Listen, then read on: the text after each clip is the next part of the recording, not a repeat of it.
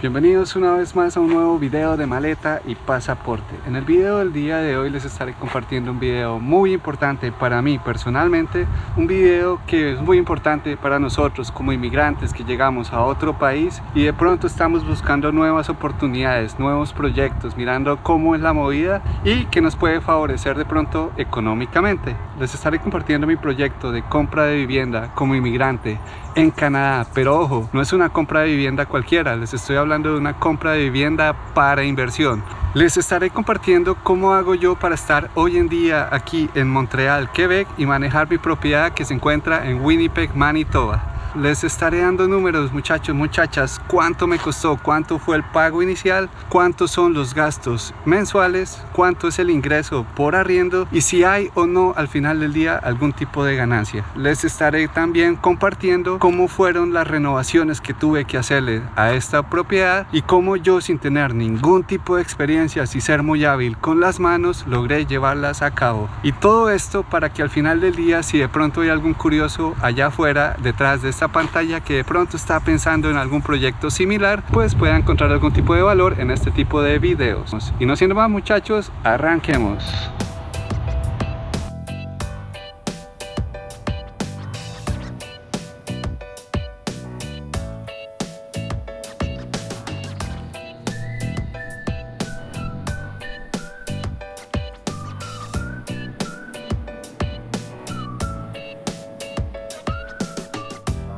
Canadá es un país enorme y comprar vivienda en una provincia como British Columbia o Ontario pues no es lo mismo que comprar en Manitoba, Saskatchewan o Quebec. Diferentes provincias tienen diferentes mercados, incluso dentro de la misma provincia pues no es lo mismo comprar si estás dentro de la ciudad o a los alrededores.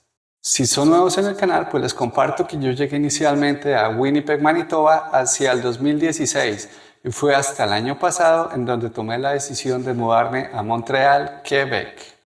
Fue solamente 5 años después de haber llegado a este país en donde, estando en Manitoba, empecé a considerar la idea de comprar vivienda. Y es que Winnipeg, por ser una ciudad más pequeña y económica, pues ofrece alternativas de finca raíz que son bien competitivas y que muy difícilmente encontrarás en otras grandes ciudades de Canadá.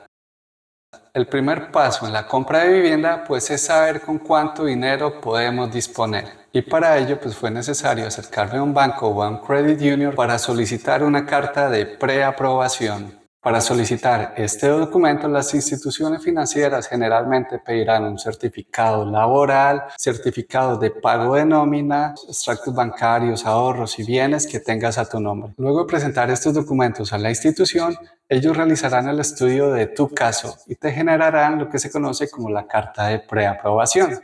Esta carta no es otra cosa que un documento el cual te indica cuál es el valor aprobado para tu compra de vivienda, cuál es el interés a pagar, por cuántos años te van a realizar el préstamo. Igualmente contará con una fecha de vencimiento. Es decir, que desde el momento en el cual recibes la carta tendrás cierto plazo límite para salir y buscar la propiedad que deseas comprar. Si están en este proceso, muchachos, les recomiendo que no se limiten a los bancos de Canadá. Los 5 grandes bancos de Canadá se encuentran por todo el país, incluso se encuentran también en Estados Unidos y hasta en otros países, mientras que las credit unions son instituciones pequeñas que se localizan y se concentran en cada provincia. Y estas instituciones pues suelen ser un poco más accesibles, amigables con los requerimientos y condiciones al momento de realizar el estudio para tu compra de vivienda. Cuando ya sabes con cuánto valor cuentas, pues el paso a seguir es el más chévere, que es salir a buscar, a mirar casas, apartamentos para comprar.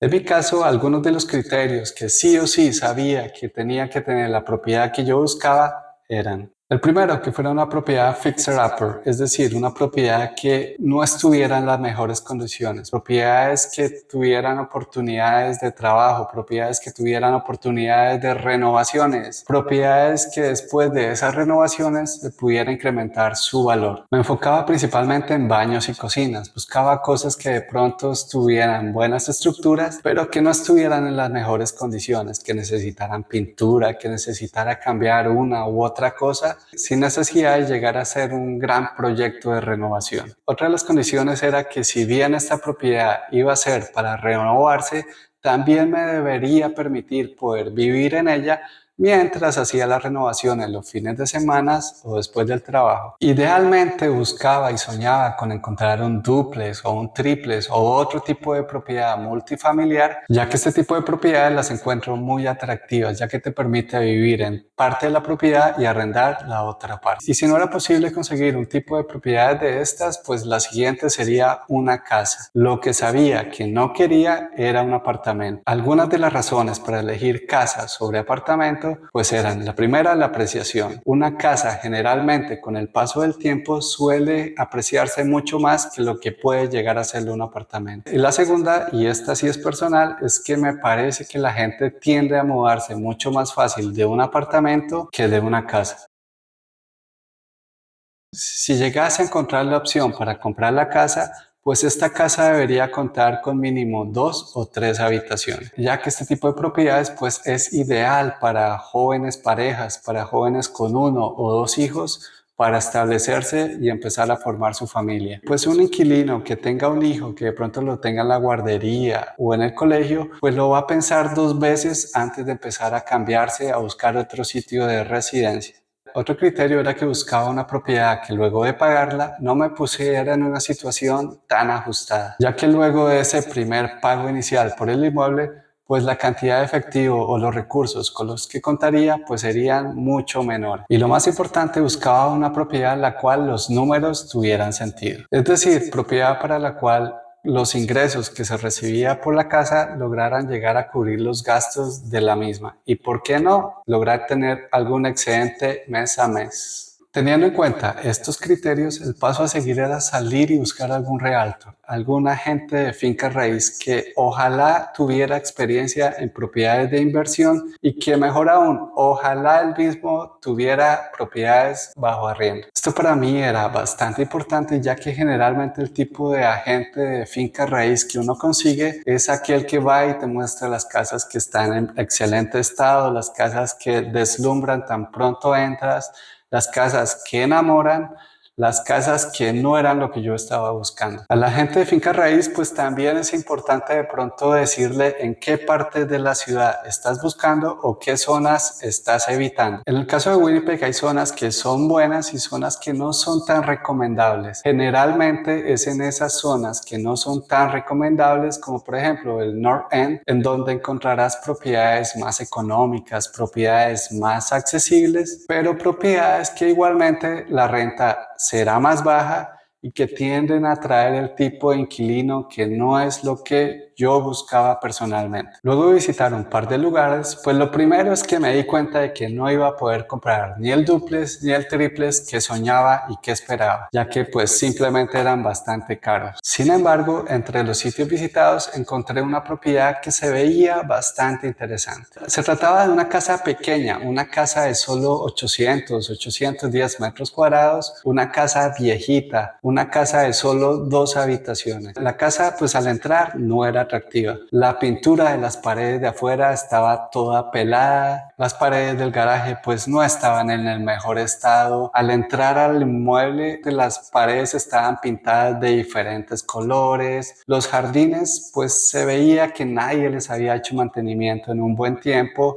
Igualmente habían bastantes árboles alrededor de la propiedad que se inclinaban sobre la misma propiedad y sobre la del vecino. La cocina, aunque sí era amplia, se veía bastante desactualizada, se veía un poco vieja.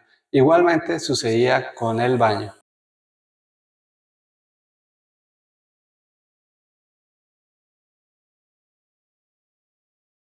La ubicación, pues, qué decirle, muchachos, tenía cosas buenas, pero también tenía cosas malas que me ponían a dudar un poco. Y todo este tipo de cosas que de pronto desanimaban otros potenciales compradores, pues para mí empezaban a convertirse en oportunidades. La propiedad empezaba a verse un poco interesante, no por lo que era, sino por lo que podría llegar a ser. Por un lado, el precio del inmueble pues era accesible, estaba dentro de lo que yo podía hacer. Y por el otro lado, pues los arriendos en propiedades similares pues estaban en un valor que podría hacer que los números cuadraran y tuvieran sentido. El valor de la propiedad fue de $156,000. La cuota inicial fue solamente el 5% del costo del inmueble. Esto ya que estaba comprando vivienda para vivir en ella. Si fuese a comprar vivienda para invertir, ese porcentaje incrementaría de un 5% a un 20%. Aunque yo podría haber dado una cuota inicial del 5%, finalmente decidí dar el 7%. Y la razón es simplemente por los números. Si doy un mayor número al comienzo, pues esto hace que los pagos mensuales de la hipoteca sean un poco menor a lo largo del tiempo. El valor inicial menos la cuota hace que la hipoteca inicial fuera de $145,080. Dado que estaba dando una cuota inicial de solo el 7%, y eso es menor que el 20%, la provincia me exige pagar un seguro de hipoteca. En mi caso, el valor a pagar fue de $5,803. Si agrego ese seguro de hipoteca a la hipoteca inicial, finalmente la hipoteca final, la hipoteca que tendría que pedirle al banco para la compra de vivienda, sería $150,883. El término de la hipoteca fue 25 años y la tasa de interés a pagar al menos por los primeros 5 años fue el 1.89%. Así es, solamente el 1.89%, una tasa bastante interesante. Esa fue la tasa en la cual se encontraba el interés al momento en el cual realicé la compra de la casa. Y fue precisamente lo bajo de esa tasa de interés que me motivó a considerar la idea de comprar vivienda en ese momento. Dado que mi cuota inicial era menos del 20%, también tendría que pagar lo que se conoce como el impuesto al seguro de la hipoteca. Y por estos impuestos pagué $406,21.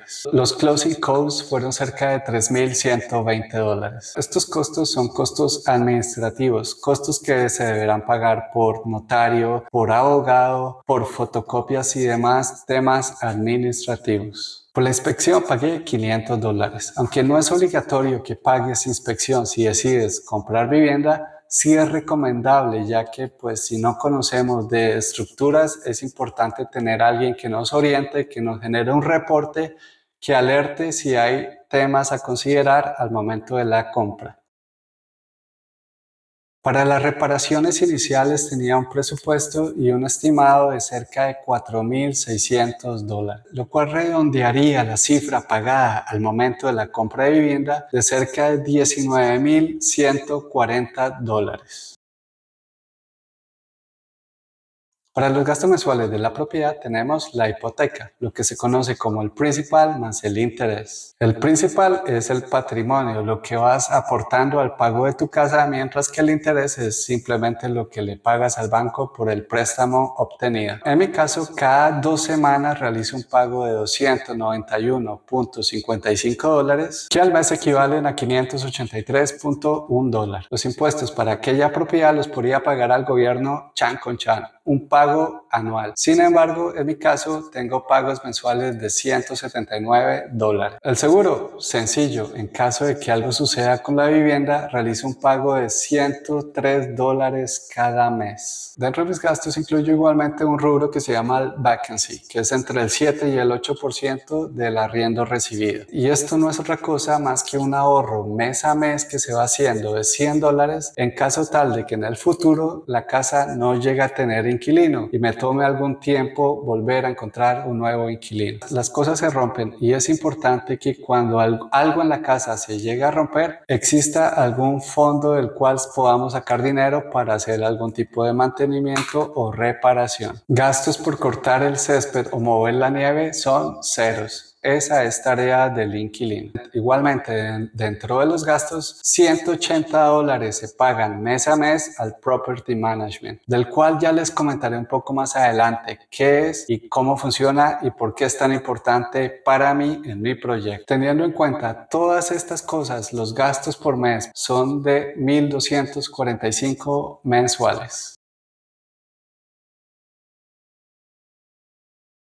Antes de empezar a hablar de los ingresos, quiero mencionarles que en términos generales existen dos tipos de inversionistas. Están aquellos que se enfocan en el cash flow, es decir, los que buscan que al final del mes lo que reciben por los ingresos, por la renta, menos lo que pagan por los gastos, mes a mes sí o sí genere alguna diferencia. Es decir, que cada mes les quede algo para ellos, algo que los motive mes a mes. Que sea pequeño, que sea grande, ya dependerá de cada inversionista, pero que quede algo. Y por el otro lado están también los inversionistas que saben que luego de que les llega la renta y pagan todos los gastos, no van a tener absolutamente nada. Pero aún así se motivan a comprar propiedad. ¿Y por qué lo hace? Simplemente por la apreciación. Ellos no se motivan mes a mes por tener alguna diferencia, algo que les quede para ellos. Se visualizan más a futuro para que algún día, cuando decidan vender o refinanciar el inmueble, el valor de la propiedad sea mucho más alta que lo que la compraron. Prefieren sacrificar esas pequeñas ganancias del mes a mes con el fin de que el día de mañana puedan tener una mayor ganancia. En mi caso, y lo que busco con este ejercicio es tener un poquito de las dos, de pronto tener alguna utilidad al final de cada mes, pero igualmente es importante tener algo de apreciación con el paso del tiempo. La renta de aquella casa hoy en día está en $1,495 por mes. Sin embargo, ese no era el valor en el cual la tenía arrendada el propietario anterior. Para lograr incrementar del valor en el que estaba antes a los 1,495 que está en el día de hoy, pues era necesario realizar renovaciones y modificación.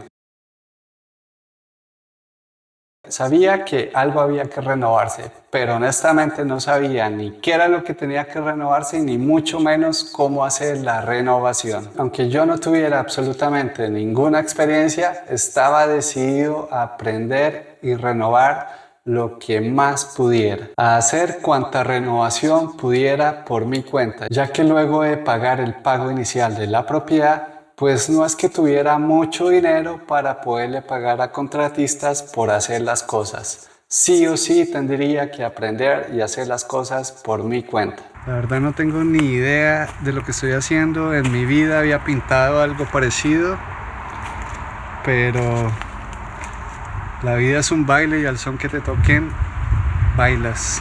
Luego de buscar bastante por internet, ver bastantes videos, incluso hablar con alguna gente que estaba en el ambiente de la renovación, entendí que habían puntos estratégicos para hacer estas renovaciones. La cocina y el baño son los lugares en donde generalmente se tiende a generar mayor apreciación con una propiedad. Sin mencionar que notoriamente mejora bastante la percepción cuando entras a una propiedad y ves una cocina bonita, un baño bien enchapado, bien elegante. Y es que si lo pensamos bien, muchachos, pues espacios como estos, salas, comedores, cuartos, no son otra cosa que 4 paredes, un techo y un piso. Mientras que las paredes estén bien pintadas, el techo esté en buen estado y el piso esté bien, no hay mayor cosa para hacer.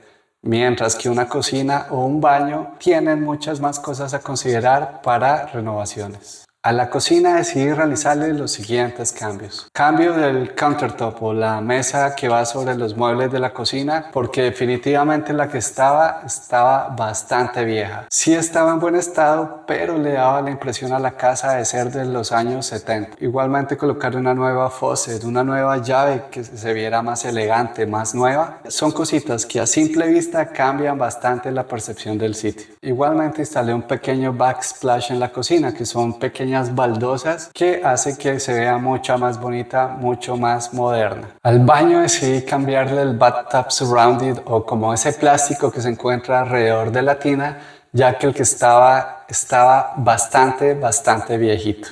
Igualmente, en vez de cambiar la tina, pues decidí simplemente mandarla a pintar, contratar a alguien que tuviera las herramientas y el conocimiento para venir y hacer que la tina se viera como nueva. Coloqué un mueblecito por Amazon sencillo y lo coloqué sobre el sanitario y las cositas para abrir los cajones para que se vieran más modernas, al igual que las luces del baño, que todo se viera bien bonito, bien moderno. Son cosas que no son tan caras, son fáciles de hacer y cambian totalmente la percepción del lugar. Pintar la casa por fuera, pero por dentro era sí o sí mandatorio, muchachos. Esa casa estaba bastante descuidada. Luego de limpiar, lijar, ir a comprar pintura, traerla, ponerse a pintar una capa, dos capas. Todo este tipo de trabajo al final lo que hace es que la casa se vea mucho más clara, mucho más limpia. Los colores de las paredes de adentro cambiaron totalmente y todo esto hace que la casa simplemente se sienta más casa, más cómoda, más amigable. Sabiendo cómo son los climas extremos aquí en Canadá y especialmente en Winnipeg, donde los duros inviernos traen bastante nieve y los duros veranos traen también oleadas de calor bien intensas, pues no era seguro dejar que esos árboles siguieran creciendo e inclinándose sobre mi casa o sobre la casa del vecino y que de pronto algún día pasara lo que no debería pasar y se generara un problema aún mucho más grande. Fue por esto que decidí contratar a una empresa especializada que se encargara de remover todos los árboles que se encontraban en el pequeño lote de la propiedad. Y es que en un pequeño lote, muchachos, acuérdense, la casa es de solo 800 metros cuadrados, se encontraban entre 10 y 15 árboles, muchos de ellos altísimos, y fue necesario alquilar maquinaria especializada para empezar a cortar los árboles. También decidí colocarle una cerca a la casa, y esto más que una decisión de números, lo hacía porque quería darle un sentido más privado a la propiedad. Pensaba que de pronto el hecho de que fuera un espacio, un jardín más privado podría ser más atractivo al momento de arrendar la casa. Durante un verano, después de haber visto bastantes videos de YouTube y sin ninguna experiencia, no sé por qué pensé que esa tarea la podía hacer yo solo y decidí lanzarme a la aventura de instalar la cerca. Aventura que tan solo unos días después ya estaría reconsiderando, cuestionándome por qué hice lo que hice. Y es que no les voy a negar, muchachos, no sé si alguno tenga experiencia, pero hacer una cerca, especialmente instalar los postes, hacer los huecos para los postes, es una tarea supremamente dura. Tarea que después de unos días que se sintieron bastante largos, finalmente empezaron a dar frutos. Al final la cerca no quedó tan mal, si bien sí quedó un poquito chueca, no nos vamos a decir mentiras, al menos se ve estable, sólida, se ve que puede llegar a aguantar un buen par de años. Luego de finalizar las renovaciones a la propiedad y que esta empezara a lucir mucho más moderna y tuviera otra cara, y ya sabiendo cuál sería el día más o menos en el cual me iría de la provincia de Manitoba a Quebec, el paso siguiente era empezar a buscar un inquilino. ¿Quién tomaría la casa? ¿Quién se haría cargo de ella? Paso igualmente crítico que los anteriores, ya que colocar el inquilino que no es, colocar la persona incorrecta en la propiedad, me podría llegar a traer mucho más problemas que beneficios.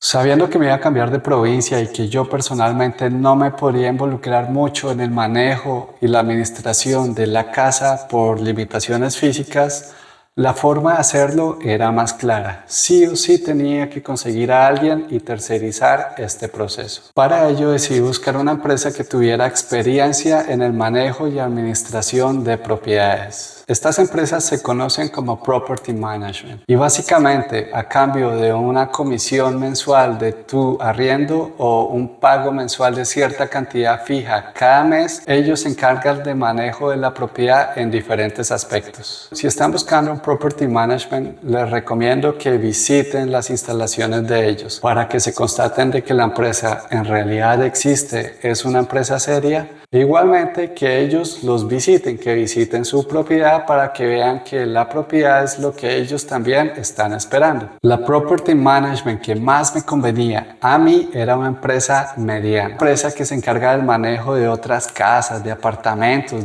pero de personas, nada corporativo, algo que es más acorde con mi perfil y con el perfil de este proyecto de inversión. Ellos se encargan de todo, desde ir a colocar las fotos, colocar el post en internet para buscar los inquilinos, hacer el screening de los inquilinos, mirar las referencias con los anteriores propietarios, mirar las referencias laborales. Se encargan igualmente de manejar las reparaciones y mantenimientos que se lleguen a necesitar estar en la casa, ellos no hacen la reparación ellos mismos, sino que subcontratan a otras personas, pero igualmente ellos están a la cabeza del tema. Ellos le cobran al inquilino y me pagan a mí. Significa que yo no tengo que estar contactándome con el inquilino para nada. Y lo mejor de todo, ellos tienen experiencia. Si el inquilino no paga, saben cuál es el proceso a seguir para sacar al inquilino. Parece una empresa que sabe lo que hace. Y ya luego de este año y medio de estar trabajando con ellos, pues sí, efectivamente estoy muy contento. Me encuentro aquí en Montreal, mi casa está en Winnipeg y ellos hasta el momento la manejan con profesionalidad. Saben lo que están haciendo y a mí me dan la tranquilidad de manejar la propiedad desde acá. En este cerca de año y medio de tener la casa arrendada,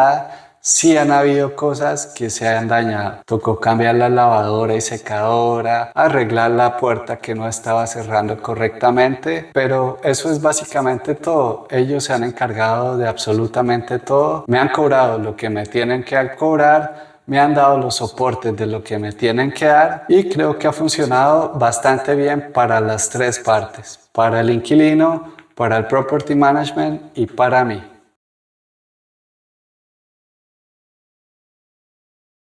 Luego de reparar la casa, colocarle el inquilino, irme de Winnipeg y venirme a Montreal, creo que el proyecto en términos generales va muy bien. He aprendido bastante y estoy muy contento con este proyecto de inversión en finca raíz. En mi caso son 3 los puntos a favor que luego de tener la propiedad en arriendo les puedo compartir. El primero, sabiendo que el ingreso por renta es de $1,495 y los gastos son cerca de $1,245, esto nos deja una ganancia de $250 por mes. Esto significa que la propiedad tiene el potencial para generar cerca de $3,000 por año, siempre y cuando todo fluya correctamente, los ingresos por arriendo entren sin problema y no haya mayor gasto por mantenimiento o reparaciones. La segunda, además de ese cash flow que se está recibiendo mes a mes, igualmente mes a mes está haciendo el pago de la hipoteca, en la cual una parte va para los intereses y otra parte va para la propiedad como tal. Aunque no es mucho, es bueno saber que mes a mes una partecita pequeña se está destinando a construir y generar patrimonio. De cada pago mensual realizado a la institución financiera de $583, cerca del 65% de ese pago va hacia el patrimonio. Es decir, $375 se están agregando a patrimonio mes a mes, lo que a lo largo del año equivale a cerca de $4,558 pagados de patrimonio. Y el tercer punto es la apreciación que se tiende a generar con la propiedad con el paso del tiempo. Si bien el mercado de finca raíz tiene sus altas y bajas, al igual que cualquier mercado, históricamente con el paso del tiempo el mercado del finca raíz tiende a ir hacia arriba. Y recordemos, muchachos, estamos comprando no para 2 años o 5 años, estamos comprando a futuro. Por ejemplo, para este año, el 2025, la apreciación de una casa sencilla comparada con el 2024 es cerca de un 8 o 9%. Siendo conservadores y asumiendo que mi casa se valora solamente un 4%, pues considerando que es viejita y que no se va a apreciar ni a valorizar como lo haría una casa nueva, esto significa que al año siguiente de haber comprado la casa estaría en cerca de $171,600. Es decir, la propiedad se ha valorizado por año $6,600, al menos en teoría. Es importante mencionar que estas ganancias no se generan de manera inmediata. No es como que yo vaya al banco y retire este dinero. Las ganancias se han generado, sin embargo, están amarradas a la propiedad y solamente se van a hacer efectivas con el paso del tiempo, con el paso de los años. Solamente en el día hipotético en el que llegue a vender la propiedad es que algunas de estas ganancias podrían materializarse.